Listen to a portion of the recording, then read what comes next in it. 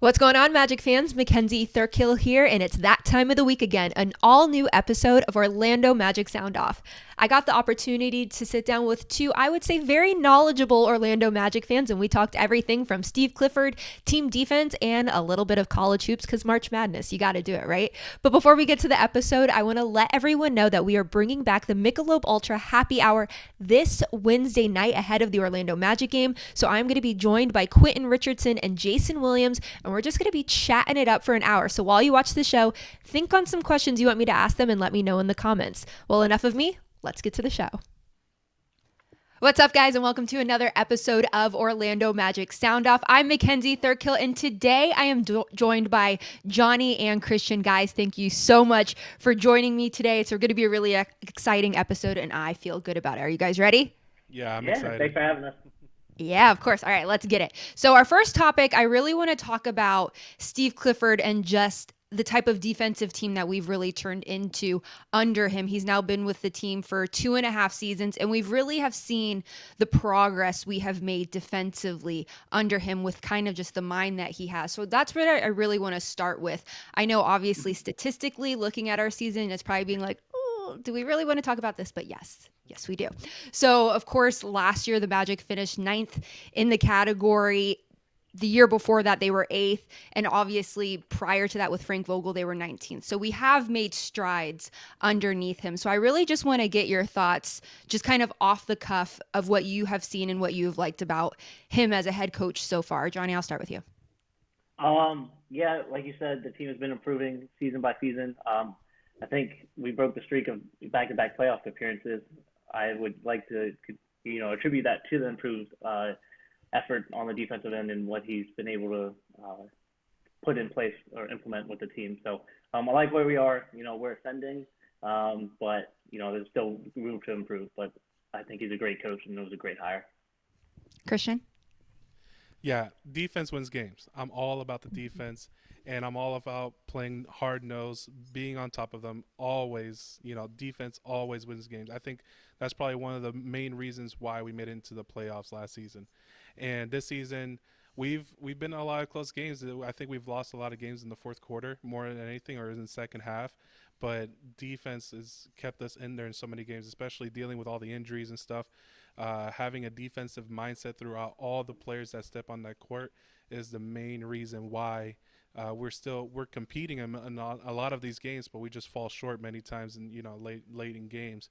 But defense wins games every time. If your team does not have a defensive mindset, first, that's not a championship team. Second, it's going to be very difficult to win games. Not too often you hear a better offense is the best defense, but defense is the main thing. And I'm glad that we've got Clifford, after dismissing Frank Vogel. And but Clifford is definitely doing a great job. He's a great coach for these younger guys, and um, they soak up his leadership, and he's patient with them too. So I really love picking up Steve Clifford for the Magic. Yeah, just to kind of piggyback off that, I think you've seen a lot of these players buy into what he's selling really too. Of course, like during the offseason, AG was super open about being like, I want to be a better defensive player. I want to be known for that. Evan Fournier has come out multiple times to talk about that. And I think really when you look at how he's gone about his approach with this team, especially with the likes of when we brought Markelle Fulton. I know a lot of people were like, ooh, he's kind of like this enigma in the league based off how he was in Philly. And he brought him in and was like, all right, no, like, we're going to take our time. We're going to get you back. Like, I know what you're capable of.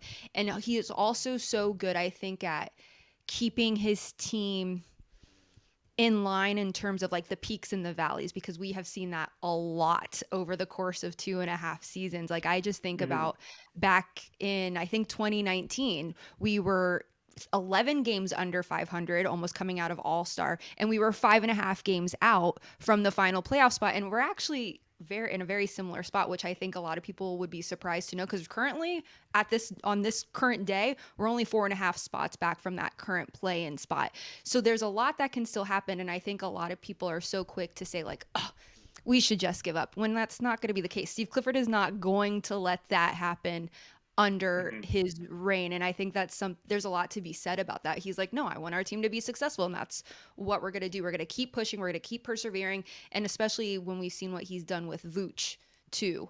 Like Vooch has now Mhm. turned into an all-star Yeah. under Cliff. Yeah, and similar with like we don't like talking about them, but it should be worth mentioning the Miami Heat. They were really low in the standings, but they ramped up that defense and they won, 10 games and I think they won 10 out of 11 games or something like that. They were hot. And now I think they're fourth in the East right now. So the East, there's a benefit of being in it is because there's always playoff opportunity for all the teams. Mhm. But you gotta be on every single player. Every play counts. Every possession is important. And we take a little bit of notes from the Heat. We still have that possibility of jumping into the playoff spots. So I'm all for playing hard every single game. Yeah, definitely. Yeah. And also, I think just looking at last night's performance, like Mhm. defense made a huge bet. And like, if people are wondering when we're recording this, we just beat the Brooklyn Nets last night. So it was very exciting. And a lot of it comes down to defense and, of course, getting hot too offensively. But Yeah. really, Exactly. defense is the bread and butter of this team, which I think a lot is to be attributed to Steve Clifford and his coaching staff. Mhm. Yeah, and I was worried about how we were going to match up against Kyrie and James Harden with only having one point guard. But Aaron Gordon did phenomenal guarding. He was on both of them, a few times, and he played backup point guard. I'm sure he's asking for overtime pay, at this point because 38. I mean, the guy scored 38 points, got 7 rebounds, and he and playing defense like was all over the place. He was Hmm. lights out last night. Yeah. Yeah. It was a great performance on his end. Yeah. I mean, if we look at like statistically, James Harden was held to 4 of 15 overall shooting, Joe Harris 3 of 13. And that's from and like 3-point shooting, defending them is no easy feat. And they killed it last Not night. at all. So Mhm. big props to the guys and Steve Clifford in our defending. Now let's switch gears a little bit. We're going to stay on the topic of basketball, but we have to, of course, talk about what's currently happening in the world of basketball, and that is March Madness. It comes around once a year, and we all get excited for it. So I kind of just want to know your thoughts on March Madness. Maybe who are some players you're like looking at that you're excited to see? Because, of course, these are going to be a lot of guys that we're potentially going to see one day in the league. So, Christian, let's start with you. Well, my heart's a little bit broken because I wanted Liberty to come on top over Oklahoma State. I think when I was watching the game with the Nets, I think Dante was also picking that upset. He's a Liberty alumni as well. That he is. Uh, Shout out to Dante. yeah, yeah. Shout out to Dante for sure. But first game I watched was Oral Roberts and Ohio State. When they first showed the stats of Oral Roberts, they if you can shoot a 3-pointer and if you can defend, you have a possibility to win every single game. And when I saw that they're one of the best 3-point shooting teams in the nation and best free throw percentage in the nation, I was like, oh, this is going to be a lot tougher than what people think. And so, watching Max Asmus play, he's one of the leading scorers in the nation. He dropped 29 points, and that he had, mind you, Oral Roberts played 7 players, and one of those players only had 4 minutes. So these guys played hard and they went to overtime on top of it. Okay, so these guys, I'm sure, needed an ice bath afterwards, and they just played. They played so good, and then they're facing Florida next. And I think they have a good chance against Florida. Florida struggled against Virginia Tech, and they went into overtime against Virginia Tech. And I think Florida's going to have some matchup issues. They have their center with Colin Castleton, and he's actually from DeLand, maybe like 30 minutes away from Orlando.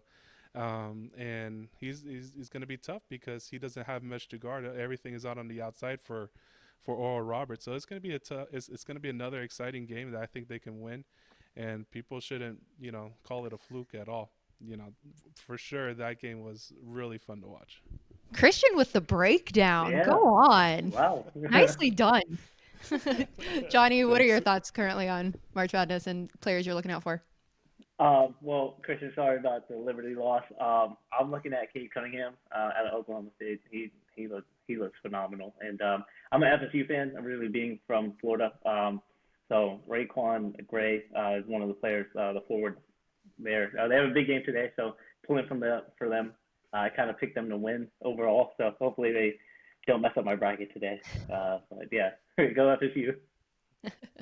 Yeah, I think Cade Cunningham has definitely been the hot topic so far this season. A lot of people are expecting him to go number one overall. He's obviously point guard for Oklahoma State. He brings a lot to the table just from like what I've seen from him so far this season. I know for me, the team that I kind of expect to win is Gonzaga. I know that's a lot of people's number one overall that they expect to win the tournament, but they have two guys in Jalen Suggs and Corey Kispert, who I also expect to go at some point in the draft. And they are number one offensively, at least offensively efficient and currently, and they're number 10 in defensive efficiency. So they are a very tough team and number 4 currently in tempo. But I'm also going to throw an SEC team in here because I think the SEC might bring it back, and that's the Alabama Crimson Tide. Hot take, because they weren't that great from the 3 during the SEC tournament, but they get in your face defensively. So those are really my two teams that I'm looking out for during Yeah, and March just you Madness. mentioned Cade Cunningham, 0 in the first half. Liberty shut him down in the first half. He had a decent second half. He made some clutch 3-pointers, but I was proud of my guys. Elijah Cuffey, he's the defensive player of the year for the ASUN conference. He did a great job on Cade Cunningham. We had other guys chipping it, but he was the main guarding for Cade Cunningham. So we'll see how he bounces back from the game. I expect the next game he plays to really push forward, assert himself and making sure people know that he's not forgotten. Yeah, definitely. He's trying to make a name for himself right now, for sure, because he went off during their conference tournament. Yeah. Impressive. All right, let's get to our honorable mentions for the week. I scoured Twitter to find the tweets that you guys are talking about, and these are the 2 that I decided to pick. First and foremost, I'm going to give a shout out to Cameron Magruder. I know a lot of people are very familiar with him on Instagram because he does some very hysterical videos. So he did a tweet and he was like, how to go with the real Mo Bamba to start the NBA Top Shop collection. Of course, that's very big right now in the NBA world, trying to collect those cards. But then he said, Terrence Ross, what do you have for sale? And if anyone follows Terrence Ross be pushing his plays, which good for him. Do either of you guys do NBA Top Shop or are familiar with it? I'm familiar, but I don't do it. I see it on Twitter every now and then. Yeah, I don't do it either. I was actually the first time I've heard about it was with watching this series with you, Mackenzie, and I did some research on it. I was like, oh, that's pretty interesting, but it's kind of weird because I love collecting the cards, and I still have a bunch of few. Actually, I have a Shaquille O'Neal one that's framed in glass and everything, and so Amazing. yeah, that's my favorite one. And so yeah, so it's different for me, maybe it's because I'm a little bit older, and seeing the virtual cards, I'm like, it's pretty nice, but it's really popular. Players love it. Big NBA fans love it. I probably won't get into it because it's pretty expensive getting it, but it's pretty cool. Watching it. It's crazy how many some of these have sold for. Like the money that's being thrown around, insane. But I agree with you, Yeah. Christian. I'm a very I like the physicality of like having the cards. I was a big baseball collector. Weird flex, but when I was younger, so I agree with it. But it is cool to watch, and I really enjoy. Like I said, I think in the first episode when we talked about it, I enjoy seeing the players get excited about it. So shout out to T pushing his plays. Our second tweet comes from Dean, who said, Kem Birch is literally the best defender of Julius Randle. We played the Knicks earlier this week. That you can have extremely strong, quick feet. I promise you don't need to ISO a bad matchup on every play. Of course, when we're talking defense, of course, when it comes to bigs, we're always usually referring to Vooch. Kem Birch has been brought up many times because when you look at his stats, they don't usually always align to the amount of minutes that we're seeing him play. But he's doing some work in the paint and is solid on the glass. So I just had to give a shout out to Kem Birch. Of course, of course. The Yeah, big Ken maple. Birch. Ken Birch last night against the Nets only dropped 2 points, had 7 rebounds, but he was his plus minus was plus 12. So and it doesn't reflect in his stats at all. He does a lot of little things.